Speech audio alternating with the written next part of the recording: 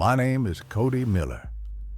For 6 months, I've worked a graveyard shift at the Evergreen Rest Stop, a desolate beacon of fluorescent light against the swallowing darkness of Highway 99. Most people think a rest stop is just a momentary pause, a place to stretch your legs and refuel. They're wrong. Here, the hum of the vending machines and the flickering lights aren't just ambiance. They're the heartbeat of something ancient, something that wants you to stay.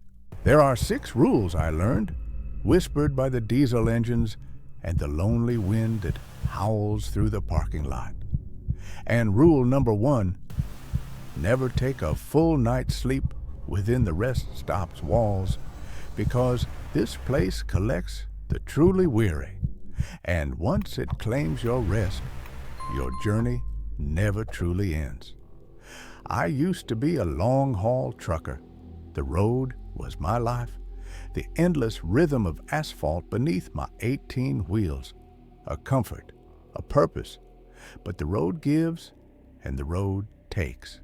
2 years ago, a micro-sleep incident, just a second too long with eyes closed, sent my rig careening. And though I walked away, the psychological scars ran deeper than any physical injury. Chronic back pain, sure, but mostly the phantom hum of an engine that wasn't there and the terror of losing control. I couldn't drive anymore. The open road, once my sanctuary, became a symbol of my failure, my vulnerability. I needed a place where nothing moved, where the world stayed still. The Evergreen Rest Stop, 20 miles outside of Blackwood, was precisely that. A relic from the 50s, it was largely bypassed by the newer, faster interstates. It was a dying gasp of roadside Americana, a concrete island of forgotten travelers. The job posting was curt. Night attendant needed, remote, low-traffic, cash only, perfect for a ghost like me. I didn't want human connection. I wanted to fade into the background, to monitor a stillness that mirrored my own broken purpose. I thought I was done with the road. I didn't know the road wasn't done with me. The previous attendant, a quiet woman named Lena Hayes, had worked here for years. Locals said she just packed up and left one day, but her locker, meticulously cleaned out save for a single battered thermos and a worn journal, told a different story. It was filled with erratic, almost frantic handwriting detailing the rest stop's true rules. Mr. Harrison, the day manager, a man whose face was a roadmap of exhaustion and silent understanding, his eyes holding the weary wisdom of countless sunrises seen from this lonely outpost, handed it to me on my first night. "This ain't just about keeping the lights on, Cody," Mr. Harrison rasped, his voice like dry leaves skittering across pavement, barely audible above the constant hum of the old refrigeration units. "It's about managing the flow, the real flow. Break these 6 rules and you don't just lose your job, you lose your way, permanently. And Cody," he added, a chilling glint in his rheumy eye, "never ever let this place make you too comfortable. It thrives on comfort, on the desire for less. Your very motion depends on it." I scoffed. Superstitious ramblings of an old hermit. But as I read through Lena's frantic journal, the words began to seep into my consciousness, each warning a subtle tremor in the profound stillness of the desert night. I was a practical person, a survivor, but I was also alone, working a stretch of stagnation that defied logic.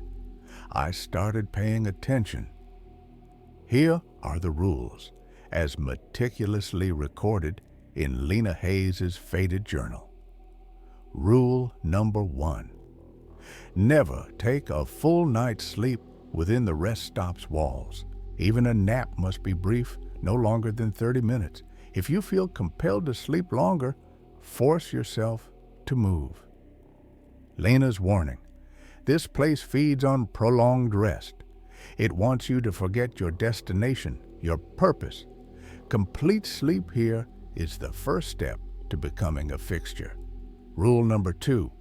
All vending machines must be restocked between 2 a.m. and 3 a.m., regardless of inventory. Never take money from the coin return. Leave it as an offering. Lena's warning. The machines are conduits. They circulate false promises of sustenance. To ensure their functionality, you must keep them in motion. The coins are for its hunger. Rule number 3. If a restroom stall door is closed and you hear no sound within, do not knock or investigate. Leave a fresh air freshener canister outside the door and proceed with your duties. Lena's warning. Some travelers get stuck. Their rest becomes eternal. To disturb them is to invite their stillness. The air freshener covers the scent of stagnation. Rule number 4. Never clean the same surface for more than 5 consecutive minutes. Keep moving. Keep cleaning different areas. Lena's warning. Repetitive motion, prolonged focus allows it to anchor to you. Variety, constant shift is your defense. Stagnation is its invitation. Rule number 5. If the rest stop's main neon sign, the one with the spinning pinwheel, flickers and stops spinning, immediately go outside and manually spin the pinwheel clockwise 3 times. Do not touch the sign itself. Lena's warning. The pinwheel is its heart, its illusion of progress. If it stops, the rest stop itself, begins to solidify, to trap. Force its motion, but do not touch the source of its power. Rule number 6. Between 4 a.m. and 5 a.m., if a vehicle idles in the parking lot for more than 10 minutes without anyone getting out or in, walk directly to it and tap lightly on the driver's side window. Do not make eye contact. Simply state, road calls, time to move on. Lena's warning. These are the ones closest to being claimed. They are still conscious, but their will is fading. A gentle reminder of their purpose can sever its hold. I closed the journal, a strange thrill of morbid curiosity mingling with a prickle of unease. These weren't just rules, they were a cryptic cartography, a challenge to my very understanding of this lonely stretch of road. My ambition wasn't to escape, but to survive it, and perhaps to control my own stillness. My first few weeks on the job were a blur of new routines, phantom vehicles, and unsettling observations. The long nights stretched out, vast and hungry. My practical nature, honed by years of surviving on the fringes, pushed me to dismiss the rules, but my gut screamed otherwise.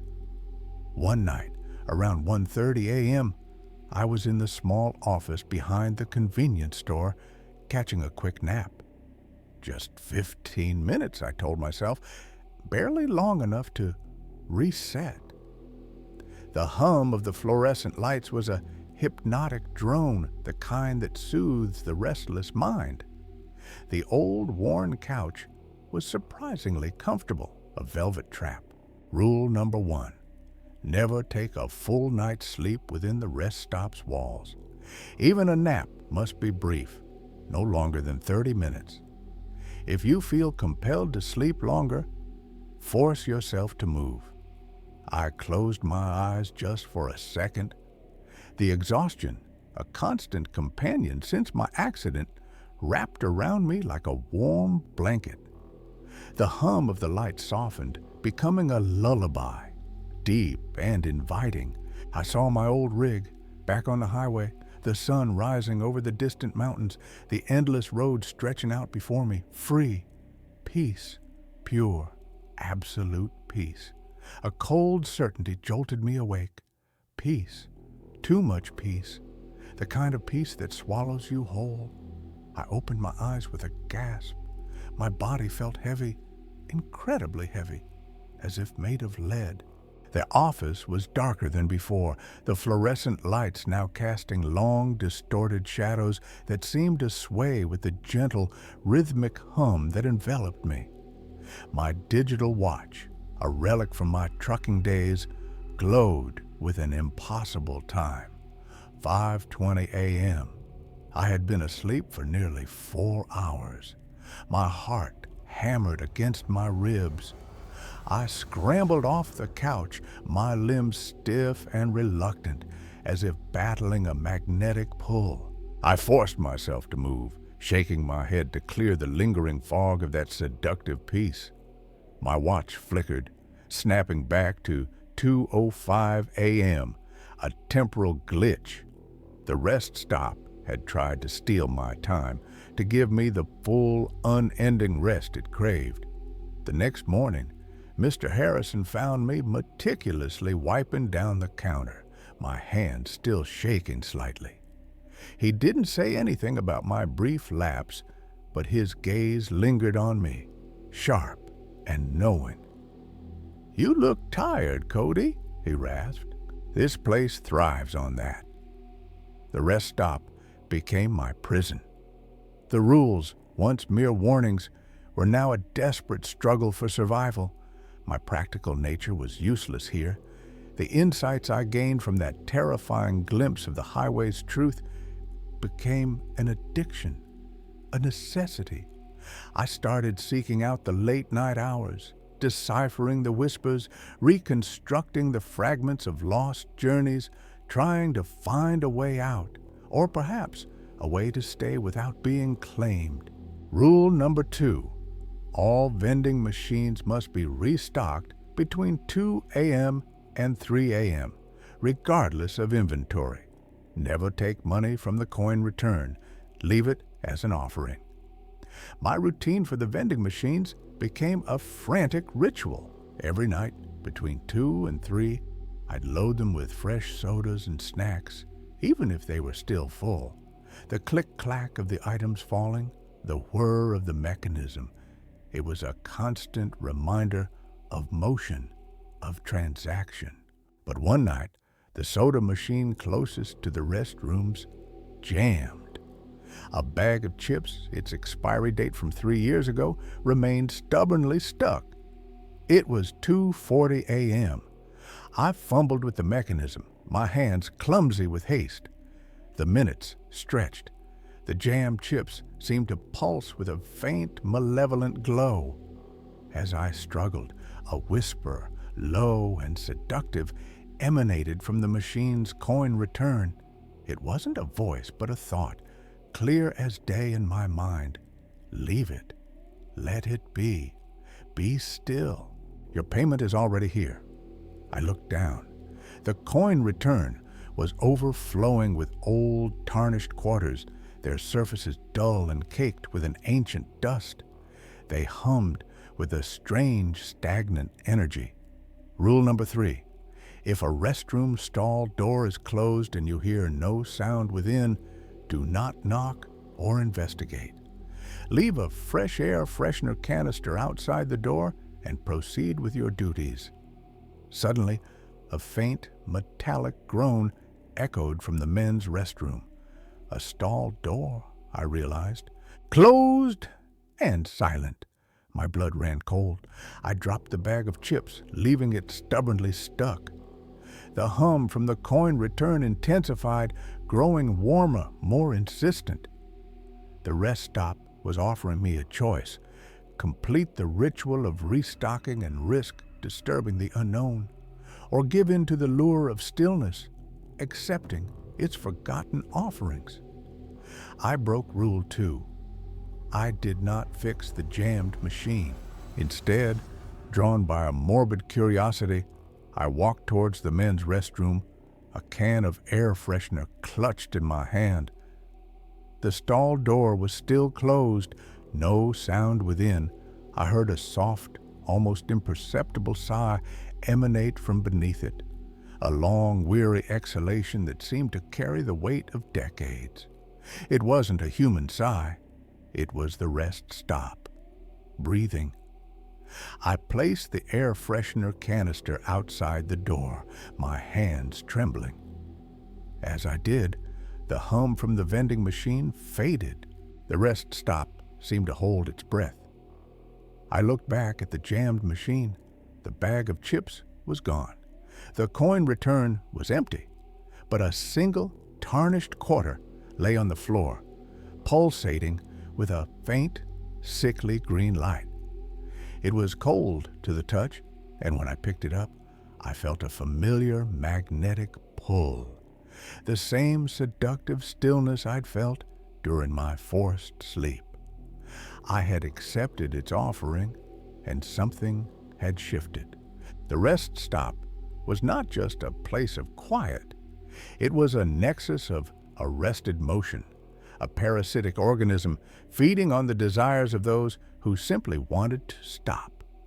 The rules, once mere prohibitions, were now a desperate fight against becoming another piece of its inanimate decor. Rule number 4, never clean the same surface for more than 5 consecutive minutes. Keep moving, keep cleaning different areas. My mind raced. The jammed vending machine, the silent stall, the rest stop was actively testing my resolve, my adherence to its protocols of motion. I began to clean frantically, moving from surface to surface, constantly shifting my focus, trying to outrun its insidious pull. But I kept glimpsing the tarnished quarter in my pocket, its cold weight a constant reminder of the offering I'd accepted. One night, the rest stop's old payphone near the emergency phone started ringing. Not the sharp modern ring of a cell phone, but the anachronistic, jarring clang of an old rotary model. It was 3:15 a.m. Rule number 4, never use the emergency phone at the gas pumps between midnight and 4 a.m. It's not connected to the outside world during those hours. I knew the emergency phone was out of bounds, but the payphone wasn't covered by that specific rule. And it kept ringing. A cold certainty settled in my gut. The rest stop was adapting. It was using a different channel, testing my boundaries. I walked towards it, my heart hammering. I picked up the receiver. Static, a deep, guttural hum. Then a voice, tinny and distant, but impossibly clear. "Jesse, is that you?" It was Lena Hayes, the previous attendant. "Don't stay too long, Jesse. This place, it gets in you. It makes you forget why you're moving. The journey, it wants to be still. It makes you a fixture." Her voice broke into a series of distorted whispers, layered with the sounds of static and the distant rhythmic hum of a gas pump. "She's here, Jesse. The other one. The girl in the green sedan. She's been here too long. She's forgetting her purpose." The line went dead. I dropped the receiver, my hands trembling. Lena. She was still here, trapped somewhere within the rest stop's static. And the girl in the green sedan. I looked out into the parking lot. There it was, a pristine, almost glowing green sedan, idling silently by pump number 2. Its engine hummed with a low, resonant thrum. A young woman sat in the driver's seat, her head resting against the steering wheel, seemingly asleep. Her phone lay charging on the dashboard, its screen glowing with a faint, constant white light. Alara Vance.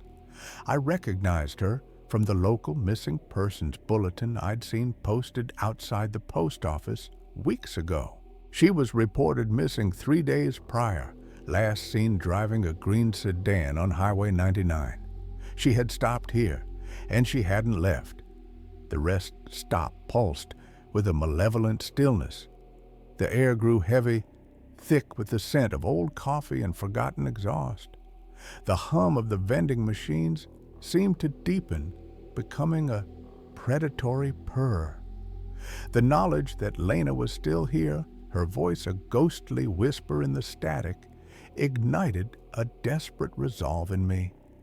I couldn't save her, perhaps, but Alara was still breathing. Rule number 5. If the Rest Stop's main neon sign, the one with the spinning pinwheel, flickers and stops spinning, immediately go outside and manually spin the pinwheel clockwise 3 times. Do not touch the sign itself. I walked out of the store, the tarnished quarter in my pocket burning cold against my thigh. The Evergreen Rest Stop sign, a relic of 50s charm, glowed with an eerie green neon. But its central pinwheel, once a symbol of motion, was still, completely, utterly motionless. The air around it felt heavy, thick with the desire for stasis. I knew what this meant. The Rest Stop was fully engaged. It was attempting to solidify its claim, to integrate Alara into its unending pause. I had to force motion. I had to make it spin. I approached the sign, my muscles tense. The pinwheel, made of faded plastic, was surprisingly heavy, almost glued in place. I grasped it, my fingers slipping on the grime. It wouldn't budge. The ambient hum of the Rest Stop intensified, pressing in on me, whispering thoughts of resignation, of comfort, of just stopping. Then, a faint, rhythmic thump, thump, thump emanated from the green sedan. Alara. Her head was still on the wheel, but her foot was tapping lightly on the accelerator, a slow, insistent rhythm. Her body was trying to move, even if her mind was succumbing. A spark of resistance, a faint memory of her journey.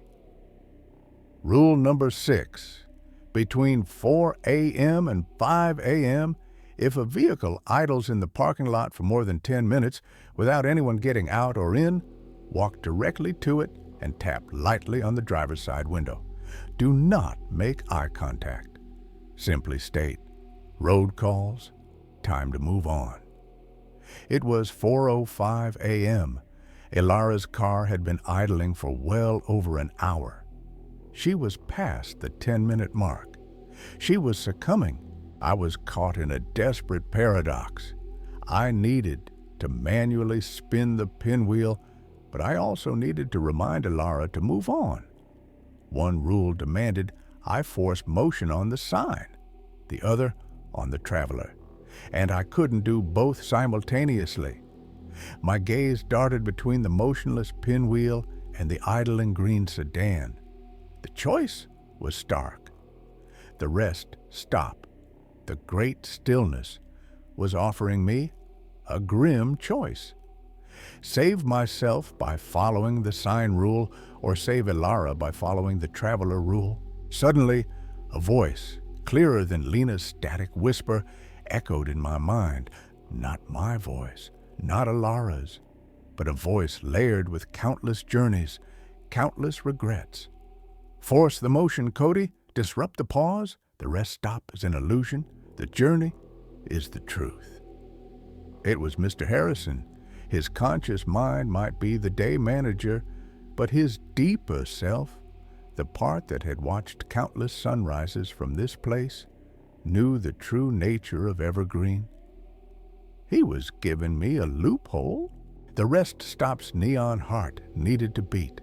The external illusion of motion was paramount. With a desperate surge of adrenaline, I slammed my fist against the pinwheel, twisting it with all my might. It groaned, a mechanical shriek of protest, but it spun. Once, twice, 3 times, clockwise. The Rest Stop shuddered. The neon lights around the sign flickered violently, then solidified. The hum of the vending machine stuttered, then roared back to life with renewed vigor. The great stillness recoiled. Its grip on the rest stop loosened just for a second. I ran to Alara's sedan, my hand trembling as I lightly tapped on her window. She stirred, her eyes slowly opening. They were still distant, but the swirling highway in them had receded, replaced by a flicker of green, the color of her car, the color of motion. "Road calls," I said, my voice hoarse but firm. "Time to move on." Alara blinked, her eyes focusing. For a second, just a second, she looked at me with confusion, then a flash of terror. Then, with a gasp, she threw the car into drive and sped out of the parking lot, tires squealing, leaving a faint trail of static in her wake. She was gone. She was free, but I was not. When Mr. Harrison arrived for his morning shift at 6 a.m., he found the Evergreen Rest Stop in ruins. The convenience store was a wreckage of shattered glass, overturned shelves, and the acrid smell of ozone and burnt wiring. Alara was gone. He found her car, keys still in the ignition, parked neatly by the highway exit, but her driver's seat was empty. There was no sign of me. He found the emergency phone, its receiver ripped from the cradle, still crackling with a faint, insistent static. And in my office, he found my 6-month-old journal, its final entry scrawled in a shaky hand. "I broke Rule 6. I left the rest stop, but I didn't leave the highway. But I was there, everywhere. I am Cody Miller, but I am also the unseen current that guides the lost. My consciousness is diffused throughout the highway, an omnipresent awareness of every lonely mile, every forgotten exit, every unwritten destination. I am the highway now, the infinite transit. I lost my individual journey, but I gained all of them. And Alara's true journey. It is indeed here. It flows through me, a constant, beautiful stream of miles and experiences. I know her first detour, her first hopeful turn, the comfort of her old sedan's engine, the joy of her childhood travels. I see her fears, her hopes, her quiet moments of strength. Her lost journey is now part of my infinite lexicon, but she is also diffused within me. Her voice is one of the 1,000 whispers, her memories a fragment of my boundless transit. We are connected, yes, but not as travelers, as merged consciousnesses within the grand tapestry of the highway. Mr. Harrison retired that day, his eyes more weary than ever. He kept Lena Hayes and my journals, adding a final entry in his own hand. The old mill is closed, permanently. Some journeys are not meant to end. The rest stop was condemned, razed to the ground, its location swallowed by the encroaching desert. No one believed his stories. They called him a traumatized old man, lost to the isolation of the highway. But the rest stop didn't just disappear. It became me.